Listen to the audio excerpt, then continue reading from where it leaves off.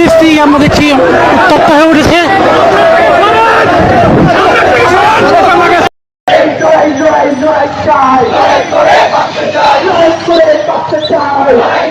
টিএসসিতে আসছিলাম, এখানে এক পার্টি আন্দোলন করতেছে, ওইদিকে আদিবাসীরা আবার আন্দোলন করতেছে, আমরা এইদিকে চোখ ঘুরাইতে দেখি কয়েকদিন পরে এমন হবে যে এখন তো র্যাঙ্কেই নাই, বিশ্ববিদ্যালয় তো এখন মানে বৈশ্বিকভাবে র্যাঙ্কেই নাই, ইন্টারন্যাশনালি। কয়েকদিন পর বাবা মা ঢাকা বিশ্ববিদ্যালয়ে পোলাপানে পড়াবেও না, দিবেও না। আসসালামু আলাইকুম, আশা করি আপনারা সবাই ভালো আছেন। আজকের একটা নতুন ভিডিও নিয়ে আপনাদের মাঝে হাজির হলাম। ভিডিওতে দেখতে পাচ্ছেন যে ঢাকা বিশ্ববিদ্যালয়ের মতন একটা জায়গা মানুষ কীভাবে কী করে। এইভাবে যদি এত আন্দোলন, এত কিছু হয়, এত বড় বড় ধরনের দুর্ঘটনা ঘটে, তাহলে আর অন্যান্য জায়গায় কী হবে আপনারাই বলেন।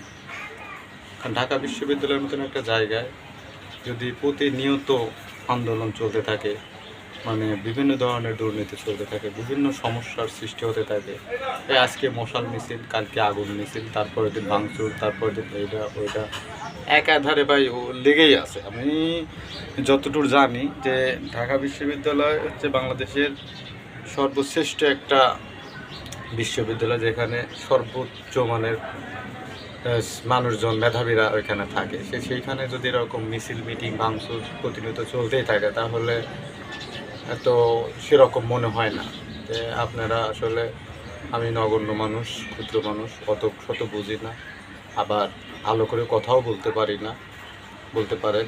তো যদি আমার ভুল ত্রুটি হয় সেটাও বলবেন, কারণ ভাত দেখে ভালো লাগলো না, তো তাই একটা ভিডিও বানানোর জন্য চলে আসলাম। তো আপনারাই দেখেন, ভিডিও তো আছে দেওয়া, আপনারাই দেখেন আসলে আমার কথার সাথে ভিডিওটা কতটুকু আর কি মিলে। আপনারা দেখেন আসলে এরকমভাবে আসলে জীবন চলে না। এটা কি কোনো স্বাধীন দেশ, না এটা কোনো পরাধীন দেশ? আমার তো মনে হয় না এটা স্বাধীন দেশ, কারণ স্বাধীন দেশ এরকম হতে পারে না। কারণ স্বাধীন মানে তো এরকম মারামারি, কাটাকাটি, হানাহানি না। স্বাধীন মানে স্বাধীন, মানে আমরা সবাই ভালো থাকবো, শান্তিতে থাকবো, নিশ্চিন্তে থাকবো। কিন্তু এটা কোন স্বাধীন দেশ? কোথাও শান্তি নাই, কোথাও একটু নিশ্চিন্তে থাকা যায় না, মানে সব সময় একটা ভয়ের মধ্যে থাকতে হয়। আসলে কি না কি হয়, মানে আজ সকালবেলা ঘুম থেকে উঠলাম, আবার আগামীকাল সকালবেলা ঘুম থেকে উঠলে ভয়ে থাকতে হয় যে আসলে কি না কি খবর, কি না কি হচ্ছে বাংলাদেশে। মানে বাংলাদেশে একের পর এক সারপ্রাইজ, মানে একের পর এক নতুন নতুন ঘটনা ঘটে। আজকে তো এই ঘটনা, কালকে ওই ঘটনা, কালকে ওই ঘটনা, তারপর ওই ঘটনা, মানে এক আধারে নতুন নতুন ঘটনা ঘটতেই থাকে। যাই হোক, ভিডিওটা এই পর্যন্তই, আর বেশি কথা বললাম না। আমার নিজের মতামতটা এখানে শেয়ার করার চেষ্টা করলাম।